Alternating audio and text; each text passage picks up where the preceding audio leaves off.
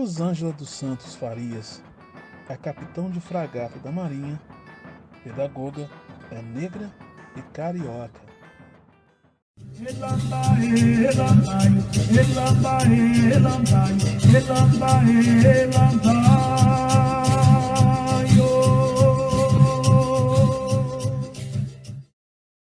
Ela foi sargento da Aeronáutica entre 1990 e 2001 e oficial da Marinha a partir desse ano, no ano de 2001.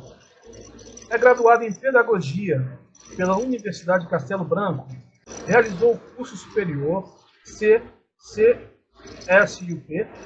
e o curso de Estado-Maior para Oficiais Intermediários, CEMOI, na Escola de Guerra Naval. Cursou Direito Internacional dos Conflitos Armados do Comitê Internacional da Cruz Vermelha.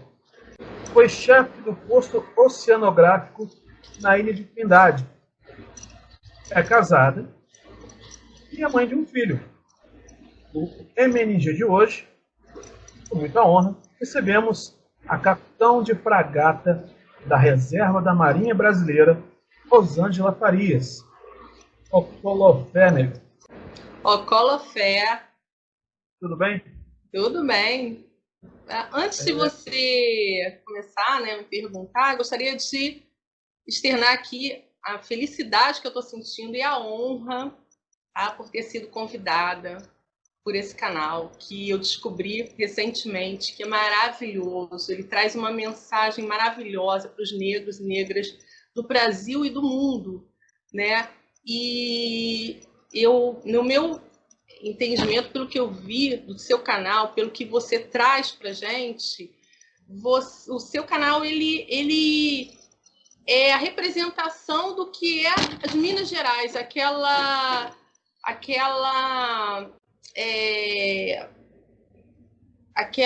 como é que eu vou dizer? Aquela coisa de trazer as preciosidades para a luz, para que sejam vistas e admiradas por todo mundo, entendeu? E por isso eu desejo muito sucesso sempre para o seu canal. Para nós todos, obrigado. Nós nos sentimos muito honrados em poder entrevistar você aqui, tá bom? Eu assisti algumas entrevistas suas e falei, nossa, tá aí mais uma representatividade nossa. Obrigada. Obrigado. Eu vou começar essa entrevista te perguntando o seguinte: como é que eu te devo chamar? Capitã ou capitão? Capitão. Capitão. Isso. Uhum. Pode me chamar de Rosângela. Pode me chamar de Rosângela. Então tá. Vamos lá. Na Marinha, na verdade, só interromper. Na Marinha, nós nos chamamos de comandante. Então, os oficiais superiores, que é o círculo hierárquico que eu faço parte, todos são chamados de comandante. Então, no meu dia a dia, lá na época da ativa, eu era chamada de comandante Rosângela. Mas aqui eu sou a Rosângela. Tá bom, comandante Rosângela. Quer dizer, Rosângela. Vamos lá. Rosângela, ser mulher negra no comando de uma das forças armadas do país é um desafio? Para o contexto da Marinha, para o contexto profissional, em relação à especificidade de ser negra, não é um desafio. Foi mais desafiante ser mulher, porque eu, graças a Deus, nem na aeronáutica, nem na Marinha, eu nunca senti uma diferenciação ser negra. Então, a questão maior aí, nesse caso, foi o fato de ser mulher, que trouxe alguns desafios, né? Mas que a gente, com força de vontade, amor à profissão, a gente supera. Maravilha, maravilha. O que te levou a se ingressar na Marinha? Era um sonho que você tinha desde criança? Ou tem algum militar na sua família? Conta pra gente um pouquinho dessa história. Eu acho que o pioneirismo tá no meu sangue, né? Porque eu fui a pioneira. Ninguém, não conhecia ninguém, nem vizinho, nada, ninguém. Eu lembro que eu, na década de 70, 76, eu era uma menininha, uma criancinha da infância, e nem se falava nisso, mas eu lembro num momento que eu estava segurando a mão da minha mãe e eu não sei por que veio uma imagem na minha mente de uma mulher fardada.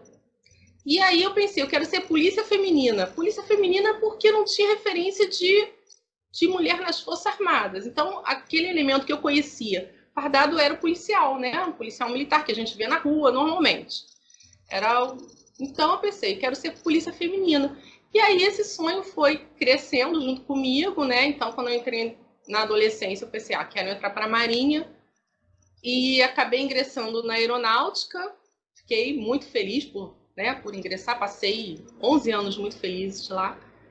E, finalmente, consegui realizar o meu sonho inicial, que foi entrar para a Marinha. Eu sou um pouquinho resiliente. Às vezes, meus sonhos demoram para se concretizar, mas eles se concretizam e eu consegui, com muita garra. Você teve um apoio da família na época? Eles te deram um suporte legal para você ir em busca de seus objetivos nas Forças Armadas? Como é que foi essa transição? A minha família sempre me apoiou, né, da maneira que eles podiam. Então, assim, eu venho de uma família pobre, né, como a maioria das famílias. Então, meu pai, minha mãe dona de casa, meu pai taxista, né? Então, como eles podiam, eles me apoiaram. Mas para eu me preparar efetivamente para entrar na aeronáutica, eu tive que arrumar um emprego para poder pagar um cursinho preparatório, né? Então era aquela história que a gente vê do pobre da periferia, né? Trabalha e estuda, pega trem lotado com marmita embaixo do braço. Foi minha história, né? E aí eu fui construindo aos poucos esse sonho. E até como o objetivo desse canal, né, eu acho que também é inspirar as pessoas. Eu sempre digo, a gente não deve pela realidade que a gente tem, né? Então eu vim de uma realidade dura, eu posso dizer dura, né? Teve uma época da nossa vida, né, enquanto eu era criança, que a gente passou por muitos problemas, mas já que eu não podia realizar aquele sonho daquela maneira, então eu fui buscar caminhos para conseguir chegar ao meu objetivo. Então, o primeiro emprego que eu consegui foi como auxiliar de escritório, ganhava um salário bem baixo, né? E era bem sacrificante, então eu saía de lá e pegava o trem, ia estudar, fim de semana também ia para o curso. Mas é assim que a gente consegue as coisas, né? Então, estudando e batalhando. E aí eu consegui. Mas meus pais sempre me apoiaram. Depois eu casei, meu marido também me apoiou, né? Porque para entrar para a Marinha eu tinha que ter um curso superior. Então, enquanto eu estava na aeronáutica, trabalhando, servindo a aeronáutica, eu fiz a minha faculdade à noite também, né? E aí eu lembro do Martinho da Vila, com aquele samba particular, ela é particular. Então, não tinha condições para passar para uma universidade pública, tentei, mas não consegui, né? Vestibular para uma federal, enfim. E aí fiz minha faculdade particular e demorei quase 10 anos para terminar o curso de pedagogia, né? Um curso que, por conta de todas as circunstâncias da vida, outro dia eu fui convidada a escrever as minhas memórias, né? Eu fiz um relato breve das minhas memórias no Poit, mas eu lembro que eu falei, eu não posso botar o que aconteceu comigo lá no posto oceanográfico da Ilha da Trindade sem esse background, sem isso que aconteceu antes. Então é muito importante também. E eu lembro que não era fácil, porque eu, nesse meio tempo, conheci meu marido, engravidei, casei, e eu tinha que conciliar tudo, né? Então, conciliar casa, filho, marido, quartel, eu como militar eu ficava de serviço, fim de semana. Aí eu tinha que fazer o seguinte, estudava um pouquinho, né? E quando eu via que a coisa estava difícil, ou para pagar a faculdade, porque eu também fazia obra, fazia minha casa e tal, ou o meu filho estava sentindo muita falta de mim, porque eu ficava o dia inteiro na rua, saía 6h30 de casa, voltava 11 horas, e ele normalmente estava dormindo, ele não me via, só via fim de semana. Aí eu sentia que ele estava assim, precisando muito da minha presença, eu trancava a matrícula. E aí eu ficava 1 ano afastada, 6 meses. E aí quando eu sentia que estava mais ou menos equacionado, eu voltava a estudar.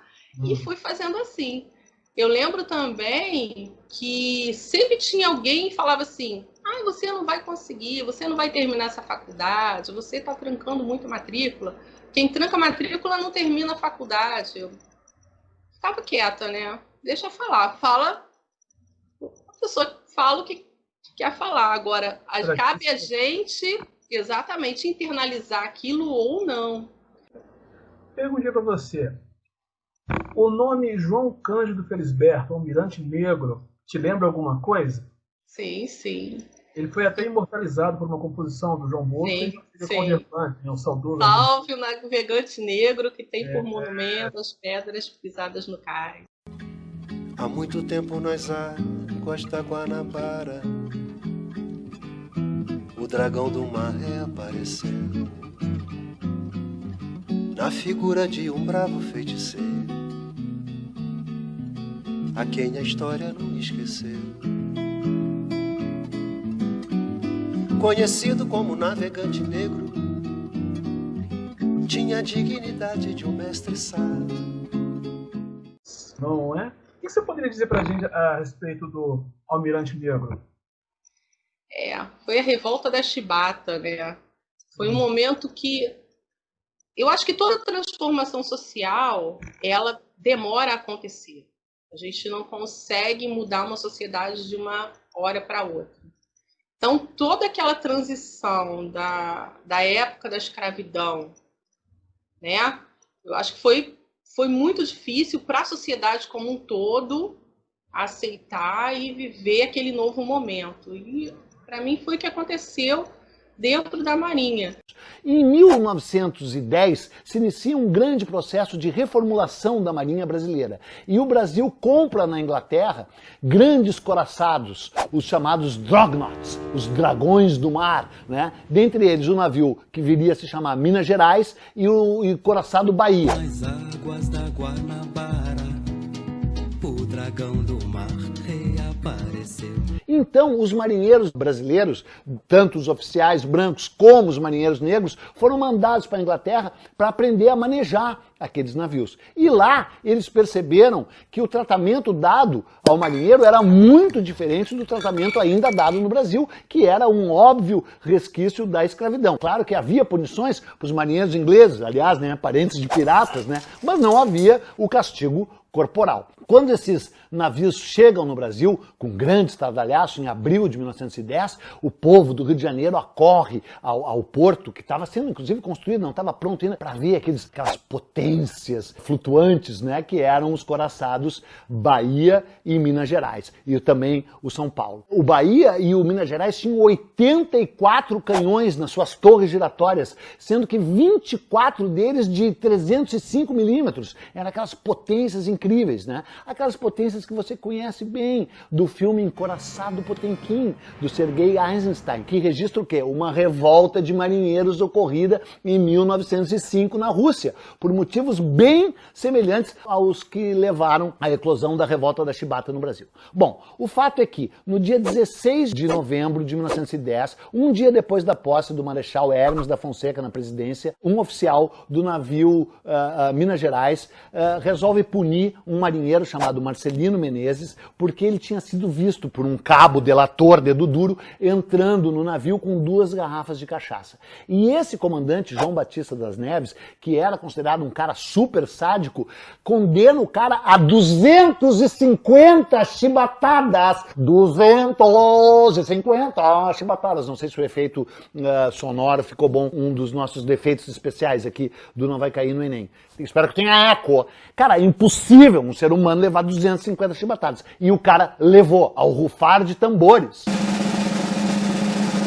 ao rufar de tambores. Bom, já havia uma grande inquietação, já havia uma movimentação em prol de uma revolta e com isso ela realmente eclode. E os revoltosos, então, matam o capitão Batista das Neves, barbaramente, segundo a imprensa. Ela eclode na madrugada do dia 22 para o dia 23 de novembro de 1910, quando os marinheiros, liderados pelo o que viria a ser o almirante negro João Cândido Felisberto,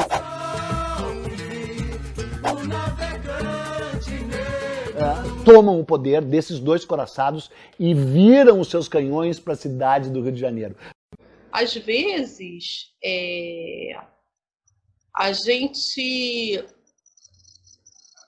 uma instituição ela é mais rápida em dar respostas e, às vezes, demora um pouquinho mais. Então, naquele contexto daquela época, a Marinha, no meu entendimento como pessoa, ela demorou, né, a se adequar ao que estava acontecendo. E os marinheiros, que eram, né, os negros e mulatos, eles eram tratados como se houvesse ainda a escravidão. Então, assim, por conta dessa demora da Marinha se adequar, aconteceu isso, né?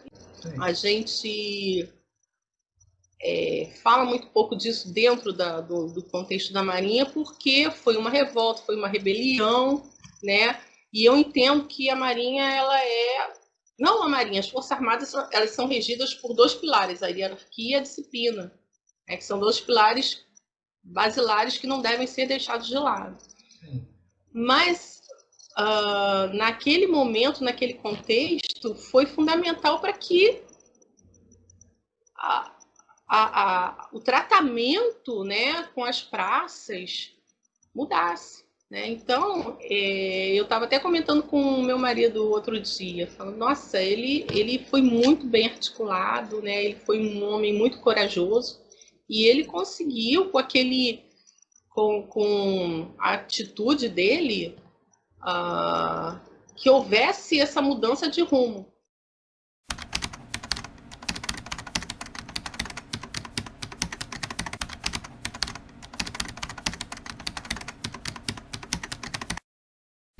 Cheguei no Rio de Janeiro bisonho, não sabia nada, não sabia voar, não sabia andar, não sabia nada. Dou graças a Deus a esta gloriosa cidade. Minha cidade adotiva e minha cidade mátria. Mas essa ideia de congregar marinheiros nesses comitês nasceu de onde e por quê? Os próprios marinheiros. Pelo processo de Chibata. Para combater os maus tratos e as más alimentações da Marinha. E acabar definitivamente com a chibata na Marinha. O caso era este. Nós que vimos da Europa em contato com outras marinhas, não podíamos mais admitir que na Marinha do Brasil ainda o homem tirasse a camisa para ser chibateado por outro homem.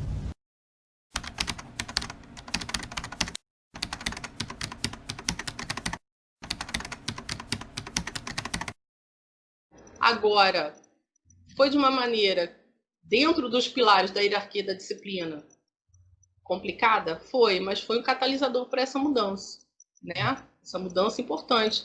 Tanto que hoje, como eu já falei contigo, a Marinha, eu nunca vi a instituição Marinha tratar diferente de uma pessoa pelo seu tom de pele. Nunca vi, graças a Deus.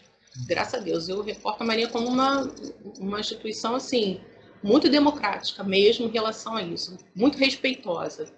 Ainda bem, né? Agora, isso é uma semente que foi plantada há muitos anos atrás. Sim, e teve de ser feito. Não é? Teve de ser feito. Então, as mudanças, no meu entendimento, as mudanças elas demoram a acontecer, né? Mas às vezes precisa de alguns catalisadores, né? Às vezes precisa. Eu lembro que quando eu assumi, né, a chefia da Ilha da Trindade, e eu comecei a pesquisar um pouquinho mais e descobri que ali tinha sido uma base, não pode ser um entreposto, né? Porque você foi chefe, né, como você acabou de falar, do curso oceanográfico, né, de Trindade. E a gente sabe que lá foi muito disputado entre Inglaterra e Portugal entre os séculos XVI e XIX. Foi também um entreposto comercial de tráfico de escravos, né? Eu queria que você falasse para a gente um pouco da sua missão naquela ilha e que paralelo você faria entre a Ilha de Trindade daquela época e no momento atual. Então, a minha missão lá como chefe era basicamente resguardar aquele ponto do território nacional. Pouquíssimos brasileiros sabem, mas existe uma ilha no meio do Atlântico Sul que nos pertence. Ela fica a 1.142 quilômetros da costa, saindo de Vitória, no estado do Espírito Santo. É a Ilha da Trindade. Formada por rochas vulcânicas, ela surgiu há mais de 3 milhões de anos. No século XVI, a ilha serviu de entreposto para traficantes de escravizados. Nossos ancestrais por ali também passaram. Por estar em um ponto estratégico do oceano, a Marinha Brasileira a mantém ocupada permanentemente. Por quê? A Ilha da Trindade ela tem uma importância estratégica. Ela é a única ilha oceânica do Brasil que tem água corrente, água doce, permanentemente. Fernando de Noronha, né, que é aquela ilha oceânica famosa, linda, maravilhosa, nunca fui, mas eu vou lá, ela não tem água doce. Não tem nenhuma fonte de água doce. Eles utilizam desalinizadores e utilizam a água da chuva.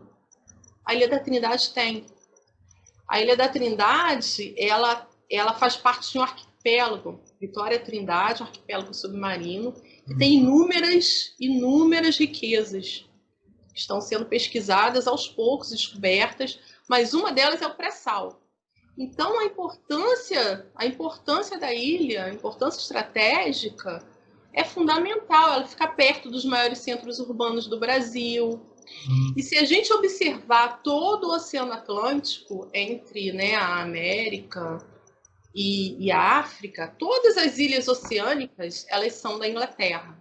Então, a Inglaterra ela tem essa política, né, visto na década de 80, a disputa entre a Inglaterra e a Argentina das Ilhas Malvinas, as Malvinas elas ficam mais perto do continente do que a Trindade, imagina. Então, se a gente não ocupar esse território permanentemente, a gente poderia perder o território, como aconteceu, que a Inglaterra, como você falou, né? A Inglaterra, por várias vezes, ela tomou posse, se declarou dona de lá, e se não fosse o Brasil lutar por meios diplomáticos, na maioria das vezes, a gente teria perdido esse ponto do nosso território. E a posse da Ilha da Trindade faz com que aumente o mar territorial, zona econômica exclusiva, todas as riquezas do mar naquele. Então, a principal função do chefe, e a minha principal função lá, foi manter ocupada, manter a defesa, caso necessário, e apoiar os pesquisadores, porque lá tem muita pesquisa científica, né? A ciência brasileira está descobrindo muito das riquezas lá minerais, das riquezas naturais de flora, de fauna principalmente. Né? Então, esses foram os meus minha maior missão. E lá também é um local muito perigoso, então eu tinha que zelar também pela segurança das pessoas que estavam lá, porque o relevo, o mar lá é muito selvagem. É engraçado que teve um navegador nos anos de 1740, por aí. Foi o James Cook. Foi um navegador inglês super conhecido. Isso. E ele esteve na Ilha da Trindade e ele relatou o quanto a natureza da ilha era selvagem. Você tem uma noção. Lá é um lugar... Várias pessoas já morreram. Eu assumia em abril, né? Abril de 2018. Em janeiro, finalzinho de janeiro, houve um falecimento na ilha, porque lá o mar lá é tão bravio que às vezes a pessoa está na beira, assim, vem uma onda chamada onda camelo, leva a pessoa e a pessoa entendeu? Então, assim, eu tinha que zelar muito até pelos militares mesmo, pela segurança dos militares que estavam lá. Maravilha, maravilha. E falando um pouquinho sobre o que acontecia lá no passado, é possível encontrar alguns resquícios, ruínas de algum... Sim. Tem algumas ruínas de uma fortificação que foi feita lá, provavelmente pelos portugueses. Eu não conheço nenhum estudo arqueológico que tenha sido feito lá nessas ruínas especificamente. Mas a gente tem acesso a essas ruínas, né? Então, acredito que não tenha sido da época do tráfico de escravos, né? Mas tem bastante ruínas. Agora, resquícios dessa época, dos navios que traziam os escravos para as Américas, a gente não descobriu, pelo menos eu não consegui descobrir nada. Mas tem os relatos, né? Tinha uma companhia de navegação, era a Companhia Inglesa de Guiné, que usava a Ilha da Trindade nos anos 1720, por aí.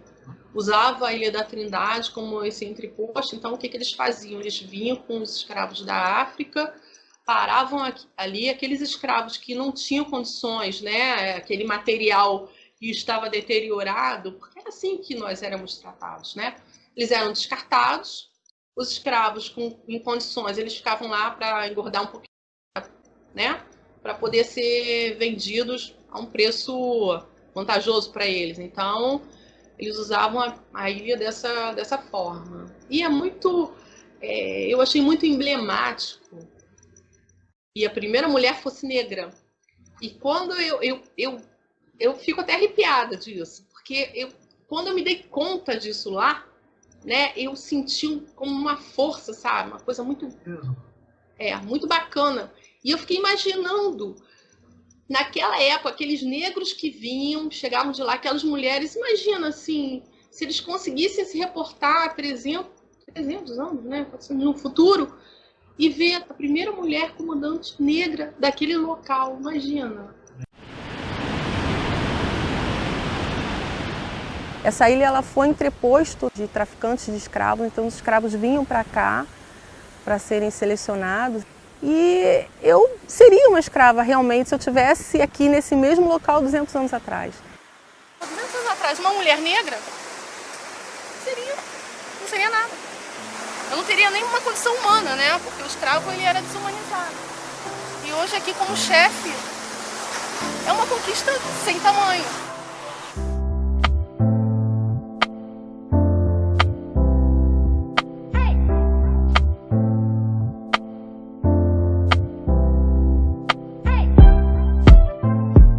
Para mim significa um avanço muito grande da sociedade, né, que permite a uma mulher negra, né, estar aqui num papel tão importante que é de chefe. É uma vitória muito grande da igualdade entre todos, né, entre raça, entre os sexos, é muito importante isso.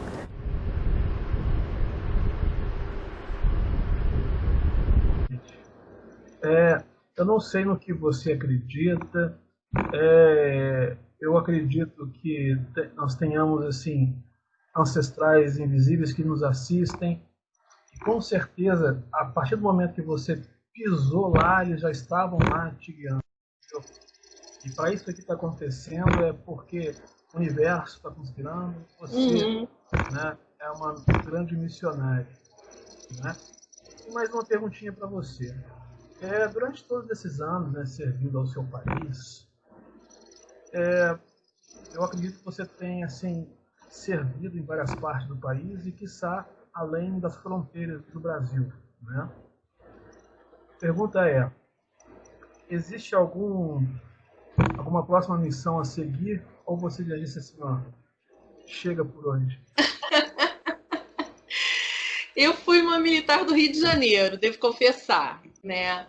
A gente às vezes tem que abrir mão de algumas coisas por conta de família. Então, todas as vezes que eu pensava quando estava saindo do Rio de Janeiro,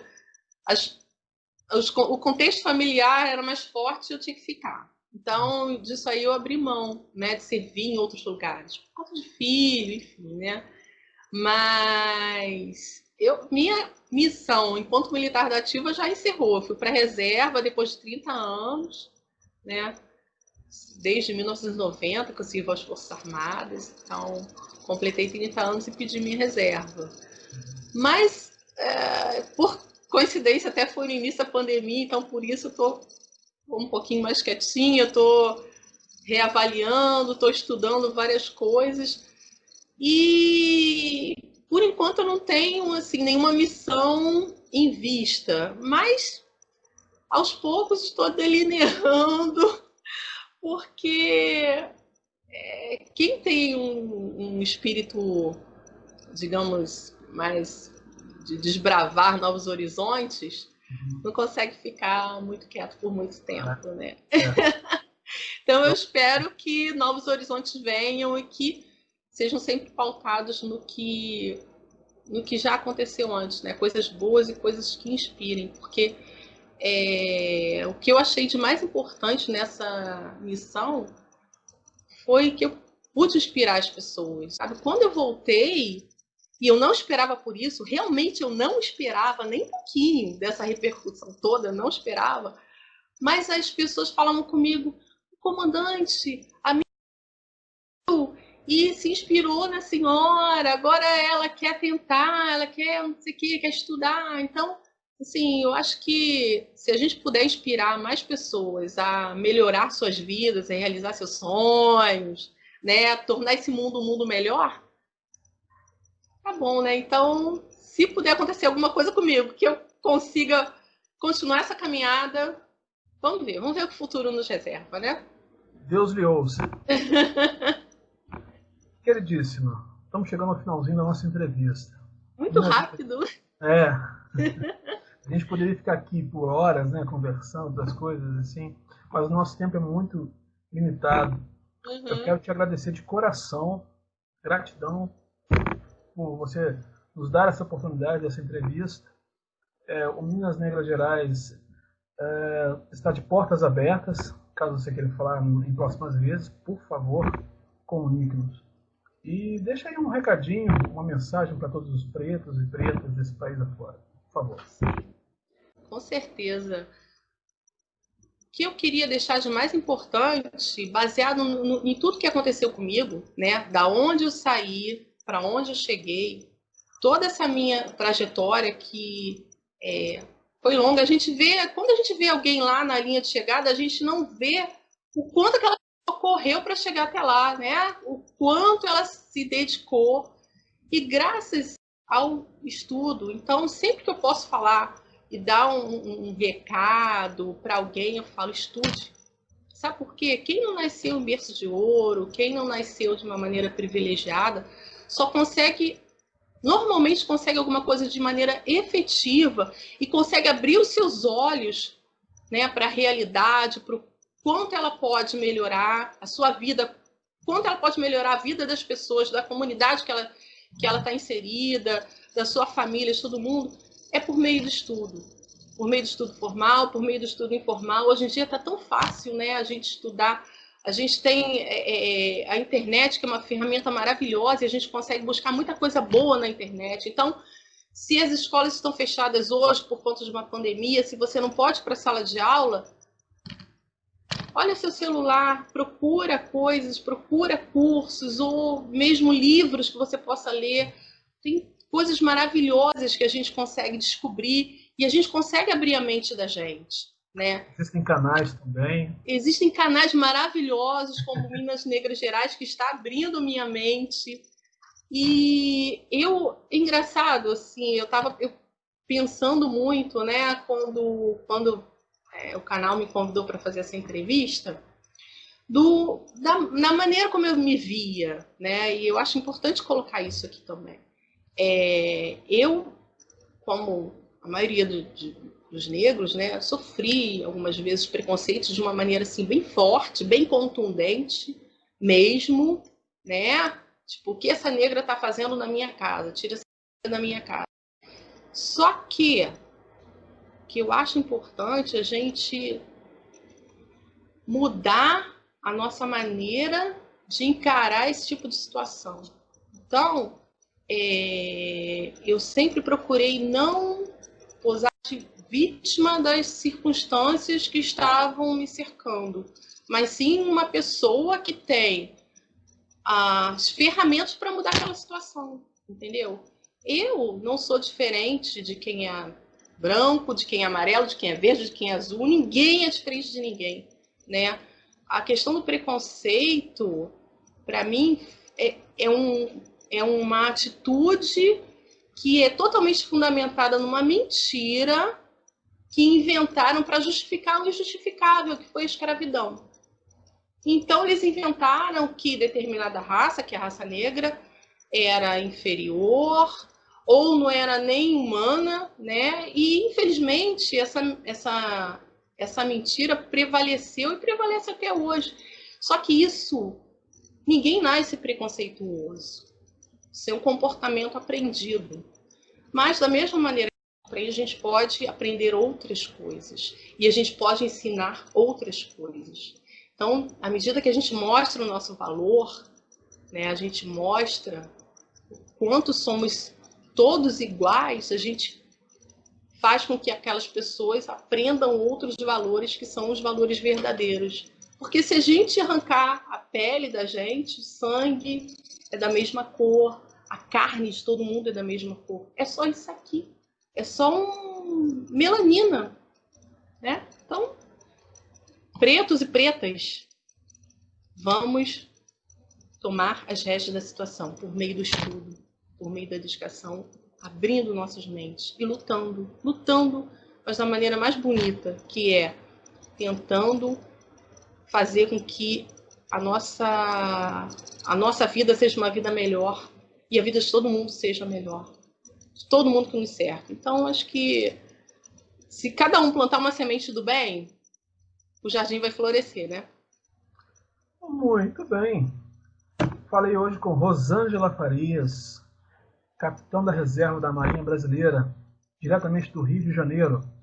Rosângela Farias é prova de um Brasil negro que dá muito certo. Gratidão, querida. Ocola fé. Ocola fé. Tchau. Inscreva-se no canal, dê o seu like e compartilhe com seus amigos. Os tambores de Minas soaram, seus tambores nunca se calam.